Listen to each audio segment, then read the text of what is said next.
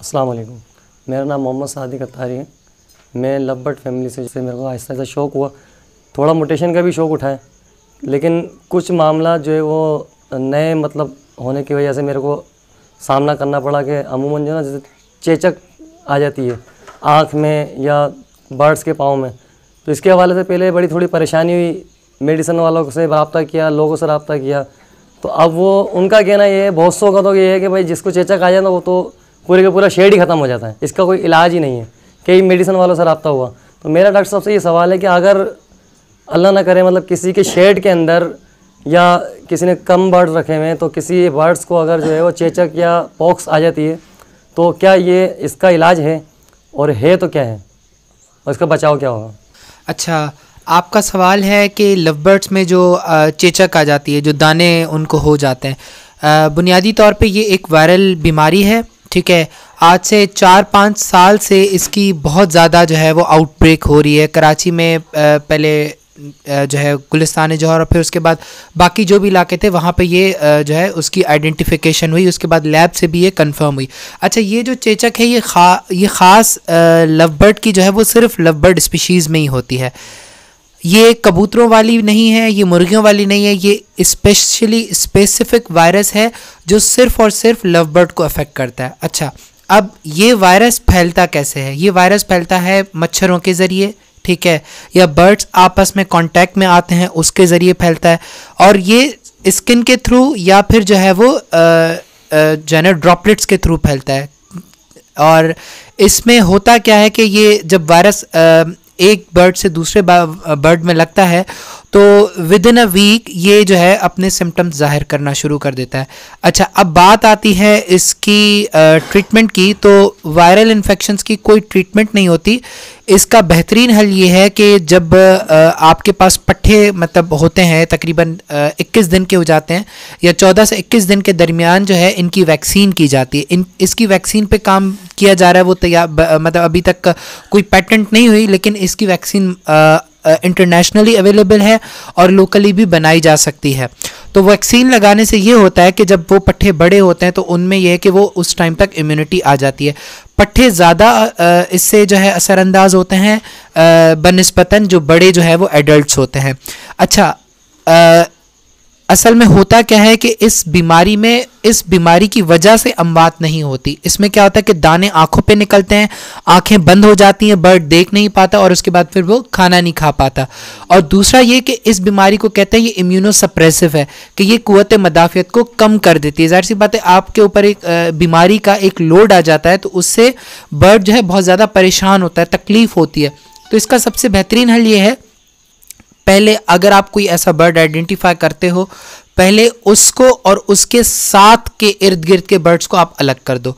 जैसे ही आपने हाथ लगाए हैं वो हाथ आपने दूसरे किसी बर्ड को नहीं लगाने, अनलेस कि आप उसको किसी एंटीवायरल डिसइंफेक्टेंट या किसी एंटीसेप्टिक सॉल्यूशन से साफ़ नहीं करते। एक कॉमनली अवेलेबल आपका एंटीसेप्टिक स्प्रिट है जो सबसे बेहतरीन है, जो मुकम्मल तौर पे इस वायरस को ख़त्म कर देता है। आपने उसके लिए बंदा अलग रखना है, कपड़े अलग रखने हैं, एनवायरनमेंट अलग रखना है, क्योंकि अगर मच्छर भी उसको काट के दूसरे बर्ड पे बैठता है तो वो उसको ट्रांसफ़र हो जाता है। अच्छा, अब आपने करना क्या है कि बर्ड्स को जो आपने आइडेंटिफाई किए हैं, पहले तो आप उनके जो दाने हैं, क्योंकि जो दाना होता है वो अगर उसका एक कतरा भी दूसरी जगह गिरता है वहीं से फिर दूसरा जो है वो दाना डेवलप हो जाता है, क्योंकि वो वायरस एक जगह से दूसरी जगह ट्रांसफ़र हो रहा होता है। इसमें दो तरह के होते हैं पॉक्स। एक होती है क्यूटेनियस फॉर्म जो चमड़ी पे होती है, एक होती है वेट फॉर्म जो मुंह के अंदर होती है। मुंह के अंदर वाली फॉर्म बहुत कम पाई जाती है, ज़्यादातर जो है वो स्किन वाली होती है। तो उसके लिए सबसे बेहतरीन ये है कि टिंचर बेंजीन को, टिंचर आयोडीन या कोई सा भी बेहतरीन डिसइंफेक्टेंट जो है जिसमें अल्कोहल हो वो आप उस पर लगाएं और उसको दिन में 2 से 3 मरतबा लगाएं, या कोई भी जो है वो आप एंटीबैक्टीरियल क्रीम भी इस्तेमाल करें, क्योंकि जाहिर सी बात है वो जगह जब एक्सपोज होती है तो सेकेंडरी बैक्टीरियल इन्फेक्शन होता है।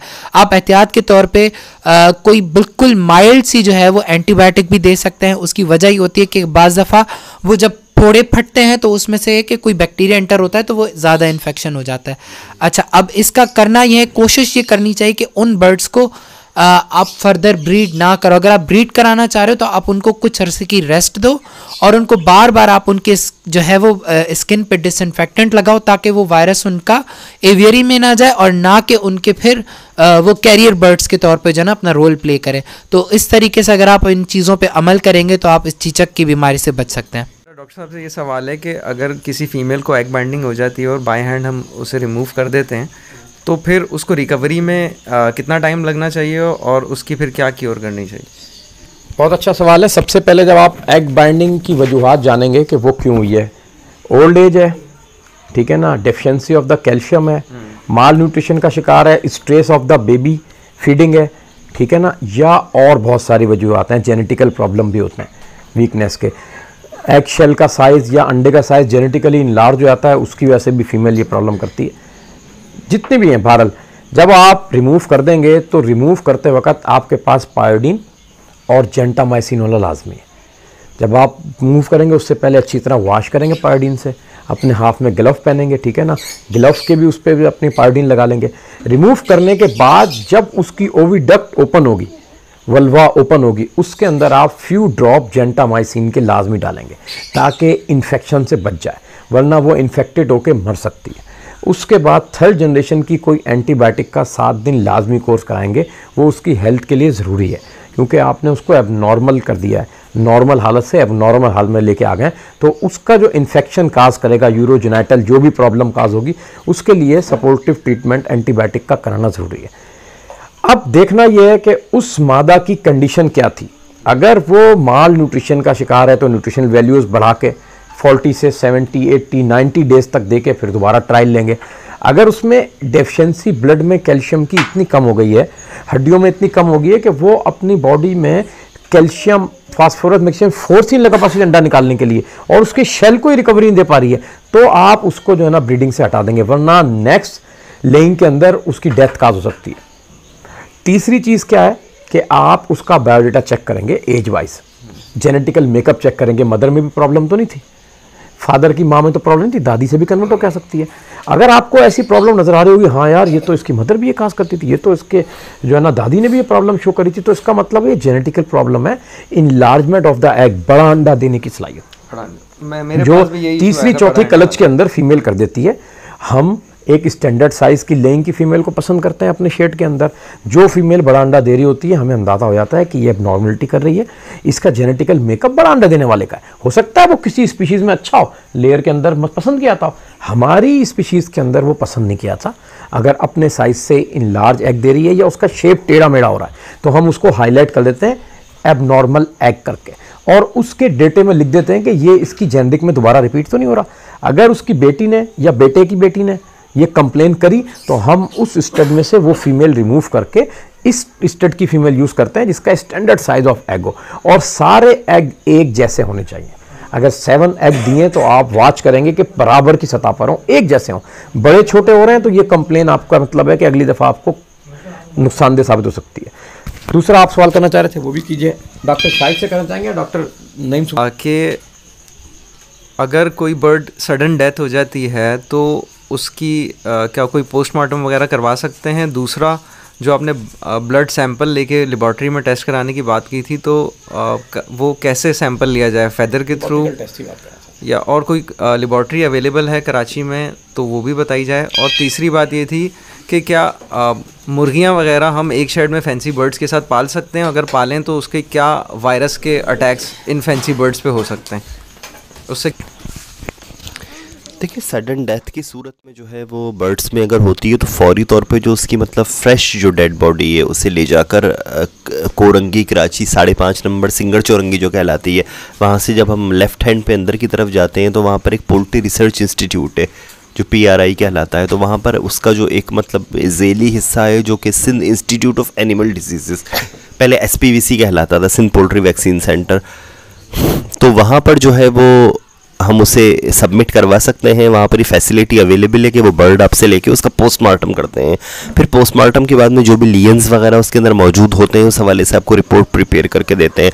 और दूसरा जो आपने ब्लड टेस्ट के लिए बात की, तो हम जो है बर्ड का ब्लड फीदर वैन से लेते हैं। फीदर के नीचे जो वैन मौजूद होती है वहाँ पे इंसर्ट करके इंजेक्शन, और वहाँ पर जो है थोड़ा सा मतलब टेक्निकली वो मतलब आप अगर बर्ड की रियरिंग करते हैं तो यू नीड सम प्रैक्टिस, और वो आमतौर पे होती है बर्ड फार्मर्स को ज़ाहिर है काफ़ी हवाले से। तो थोड़ा सा मतलब प्रैक्टिकल टेक्निकल काम है कि वहाँ से ब्लड सैंपल लेने के बाद, और उसे सैंपल के लिए वही आमतौर पे बॉटल या वो ग्लास की वो यूज़ करते हैं जो ह्यूमन सैंपल के लिए यूज़ करते हैं। उसमें रखने के बाद एंटीकोगुलेंट प्रेजेंट होता है उसके अंदर, तो ब्लड कोगुलेट नहीं होता। तो जितना मतलब एज सून एज पॉसिबल हम जो है उसे मतलब जमा करवा दें पोल्ट्री वैक्सीन सेंटर में डायग्नोसिस के लिए, और उनके पास जो एंटीसीर अवेलेबल है उससे वो चेक करके उसे वो कर लेते हैं। बाकी तीसरा क्वेश्चन जो है आपका कि हम जो है वो फैंसी बर्ड के साथ में जो दीगर हमारी जो मतलब जैसे बैकयार्ड पोल्ट्री है हमारी, जो मतलब एक होती है डोमेस्टिक पोल्ट्री, उसके साथ में उसको रियरिंग तो हम कर सकते हैं साथ में, लेकिन ये होता है कि हमारी देसी मुर्गी के लिए भी आमतौर पे वैक्सीन्स वही वैक्सीन होती है जो कमर्शियल पोल्ट्री में अवेलेबल है। चूँकि लेयर और ब्रायलर और कमर्शियल पोल्ट्री जो है वो काफ़ी वेल डेवलप्ड एरिया है हमारे यहाँ पर, उनकी हर डिजीज़ की हर किस्म की वैक्सीन हमारे पास में अवेलेबल होती है।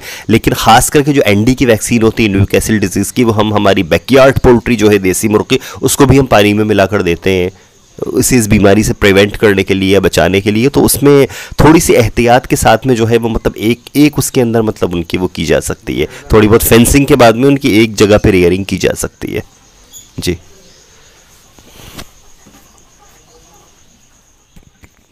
आज जो है काफ़ी सारे सवालात और काफ़ी सारे इंकशाफात हुए बहुत सारी चीज़ों पे, और बहुत कुछ सीखने को और सिखाने को मिला। इंशाअल्लाह ताला इस सिलसिले को जारी रखेंगे। तो बर्ड कलेक्शन कराची को सब्सक्राइब कीजिए, लाइक कीजिए, शेयर कीजिए और अपने सवालात हम तक पहुंचाइए, और कोशिश कीजिए कि आने वाली वर्कशॉप में आप लोग भी इसका हिस्सा बनें और अपने सवालात लेके आएँ ताकि हम लोगों को उससे मुस्तफ़ीद कर सकें। अस्सलाम वालेकुम रहमतुल्लाह।